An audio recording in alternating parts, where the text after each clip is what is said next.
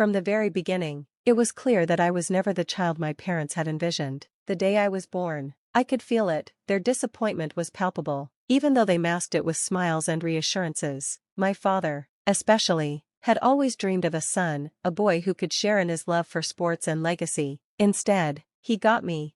Growing up, it became obvious that I wasn't what they wanted. I wasn't their pride like my older sister Emily was. Emily was everything they could have hoped for: smart, successful, and destined for greatness in finance. She excelled in every way imaginable, and she was the constant topic of conversation at family gatherings. It was always Emily this, Emily that, Emily aced her math test. Or did you hear? Emily got that internship at the bank. And then there was me, Sophie, the afterthought, the one who could never seem to shine in the way Emily did. She had a 3-year head start, and it felt like I was always playing catch-up.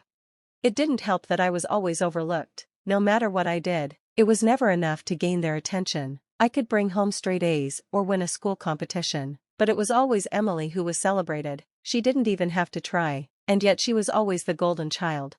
I became used to being invisible. I learned to take care of myself, making my own meals, doing my own laundry, and tackling homework on my own. I came to terms with the fact that no one was going to step in to help me. If I wanted something, I had to fight for it myself.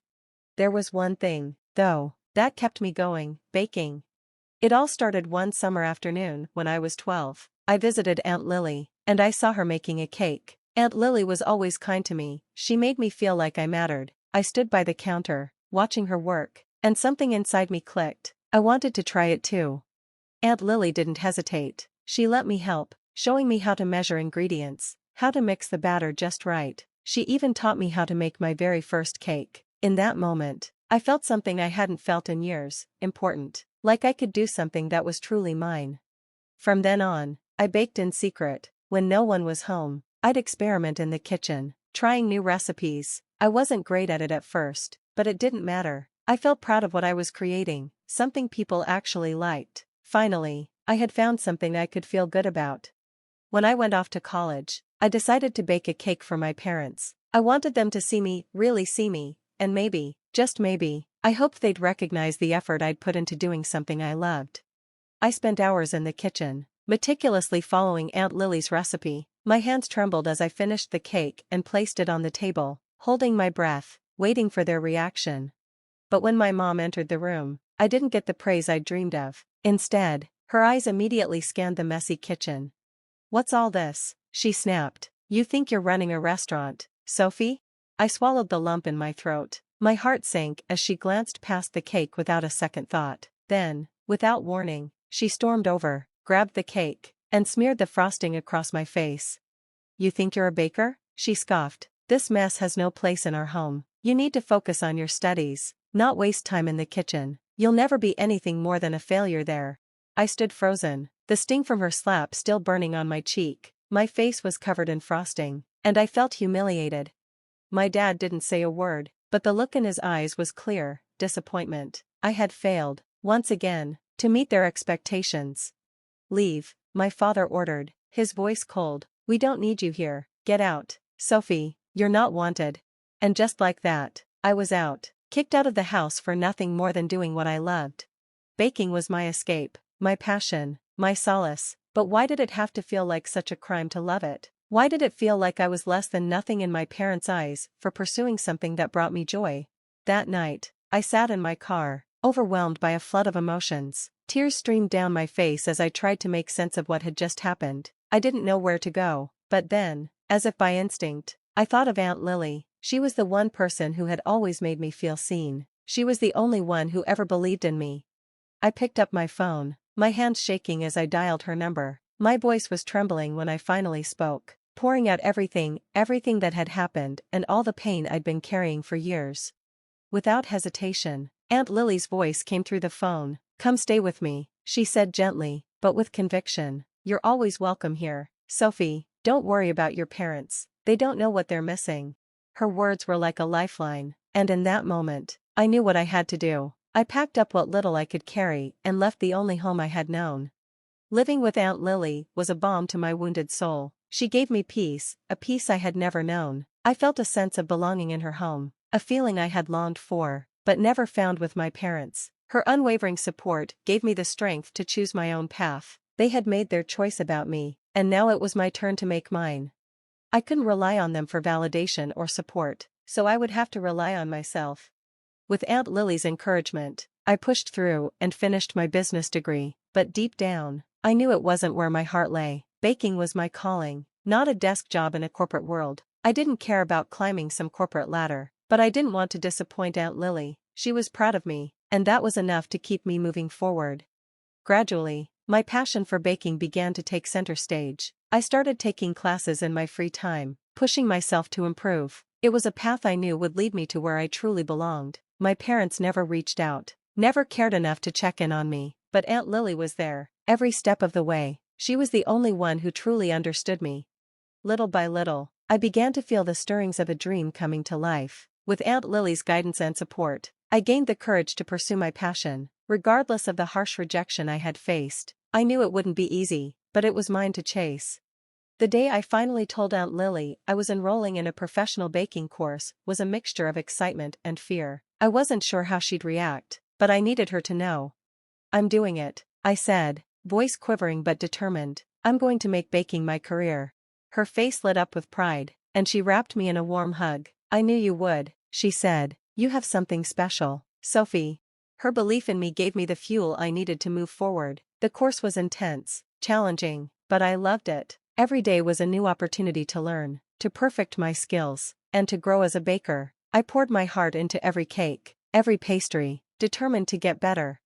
When I completed the course, I knew I was ready to open my own bakery, ready to pour everything I had into something that truly mattered to me. I saved up every penny, found a small space in the heart of Chicago, and with Aunt Lily's unwavering support, I opened my cake shop, Sophie's Sweet Creations. Business was slow at first, but I wasn't discouraged. I had built this from the ground up, and I knew it would take time to gain momentum. With every cake I baked, every new customer I served, I saw my dream becoming a reality. Word of mouth spread, and soon, my shop had regulars, people who returned not just for the cakes, but for the care I put into everything I made. I had a sense of pride I had never felt before. My shop was mine, and with Aunt Lily by my side, I felt like I was finally where I was meant to be. But despite the growing success, I couldn't shake the fear of telling my parents. I hadn't heard from them since I left, and a part of me still craved their approval, even though I knew I would never get it. I couldn't bear the thought of them dismissing everything I had worked so hard for. The thought of their rejection haunted me. And then there was Emily. From what I could tell, her life was everything my parents had wanted. Perfect, seamless. It was hard not to feel the weight of that comparison, though. I knew I couldn't live for their approval anymore.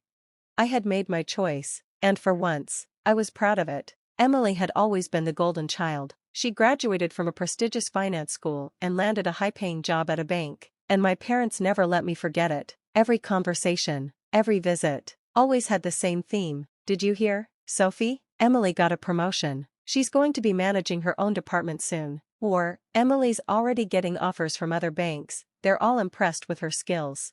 It was exhausting. No matter what I did, I would always be living in her shadow. My parents' constant praise for Emily was like a soundtrack to my life, reminding me that I would never be enough, no matter how hard I tried.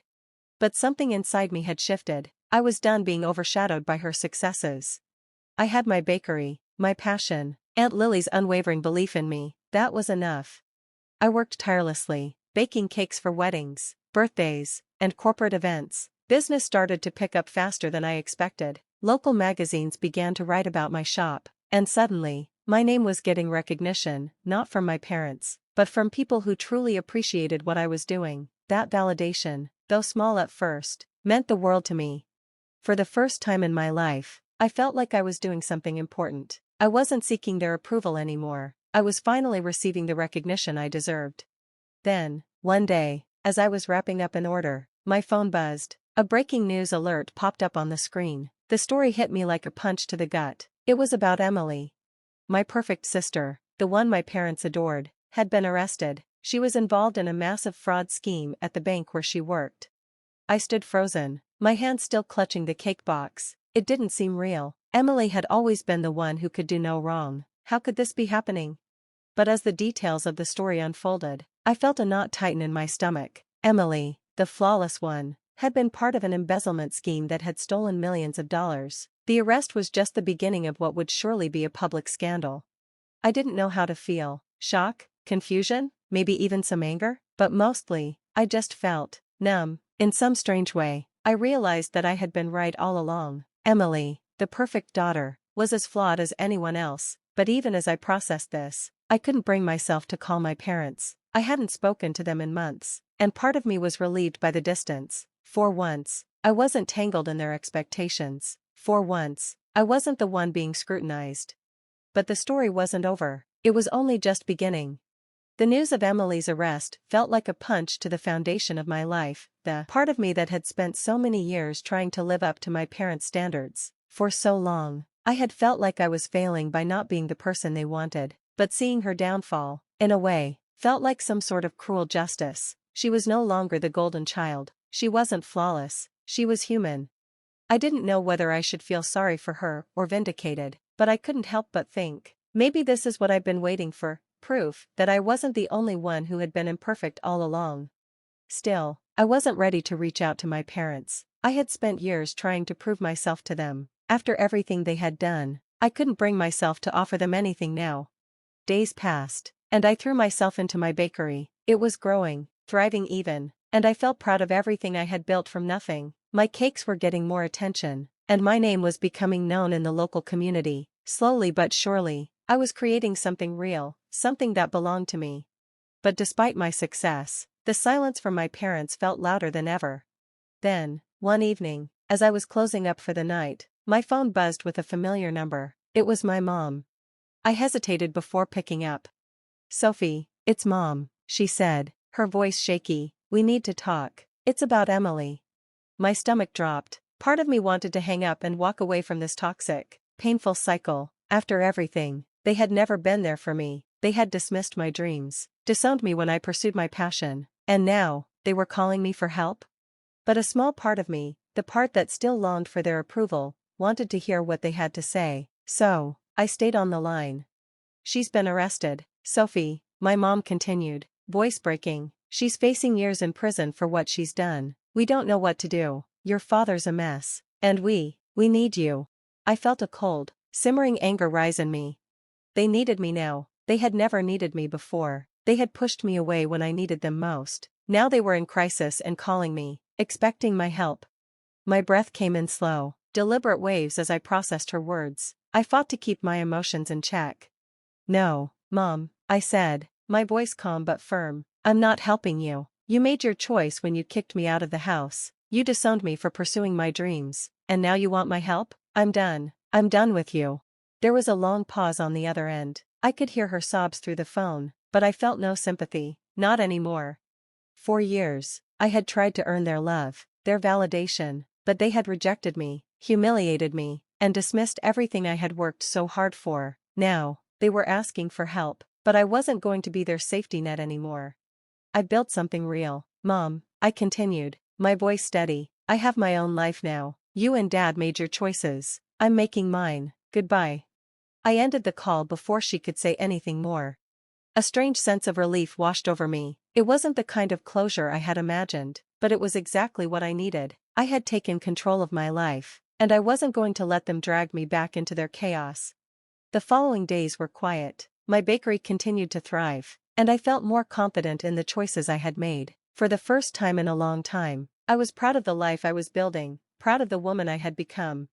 It wasn't perfect, but it was mine, and in that, I found my peace. I wasn't sure if Emily would ever reach out to me, but a part of me hoped that, like me, she would find her way, follow her heart, build her own life, not the one our parents had forced upon her.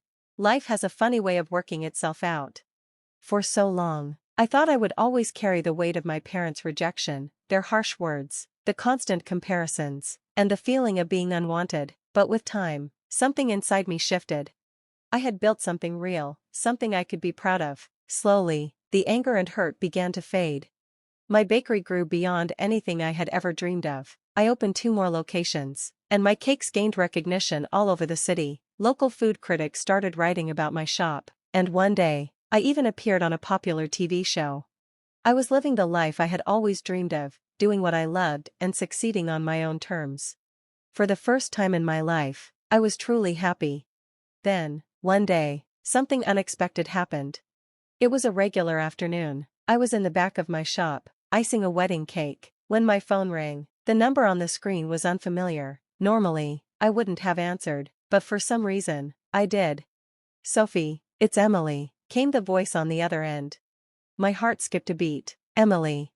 After everything that had happened, I never thought I'd hear from her again. "Emily?" I said, unsure of how to react. How are you?" She sighed deeply, and her voice trembled. "I know this is out of nowhere, but I need to apologize. For everything, for the way Mom and Dad treated you, and for the things I did." I froze, unsure how to respond. "I spent so long trying to meet their expectations," she continued, "but it was never what I wanted. I finally realized that. And seeing you follow your dreams, it gave me the courage to change." I was silent for a moment, trying to process what she was saying. Years of silence and distance, and now Emily was apologizing for things I never thought I would hear her acknowledge. "I enrolled in interior design courses, Sophie," she said, her voice full of emotion. "I realized I was chasing a life that wasn't mine. Now I'm following my passion, just like you." A lump formed in my throat. Emily, the one who had always been perfect in our parents' eyes, was now living her truth. I never expected this, but here she was, telling me she was pursuing her own dreams. "I'm proud of you, Emily," I said softly. "I really am." We talked for hours that day, sharing our struggles, fears, and hopes. For the first time, it felt like we truly understood each other. Despite everything, I realized I had missed her. The sister I once looked up to was now finding her own way, just like I had. It felt good. In the weeks that followed, Emily and I rebuilt our relationship. We met for coffee, visited each other's homes, and shared experiences.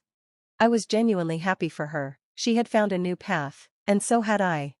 Our parents, however, remained silent. It was clear they had chosen their path without us, but in a strange way, that didn't matter anymore. I had found my happiness and success. I didn't need their approval anymore. I had built my life with Aunt Lily's support and, now, with Emily's understanding, for the first time in years, I felt whole. Then, one day, after years of silence, my parents reached out. They called to ask if we could meet. I hesitated at first, but something inside me told me I needed to face them.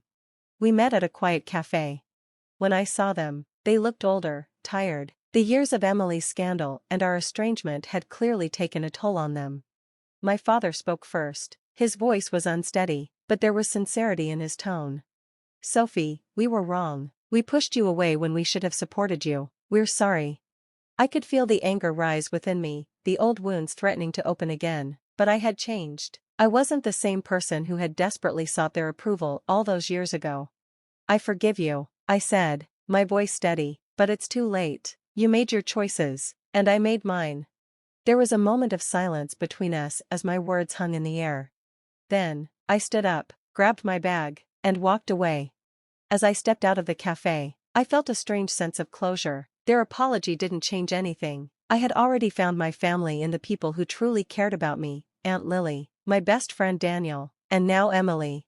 I had learned something invaluable: the people who reject you don't define you. Only you can write your own story. And for the first time in my life, I was truly free.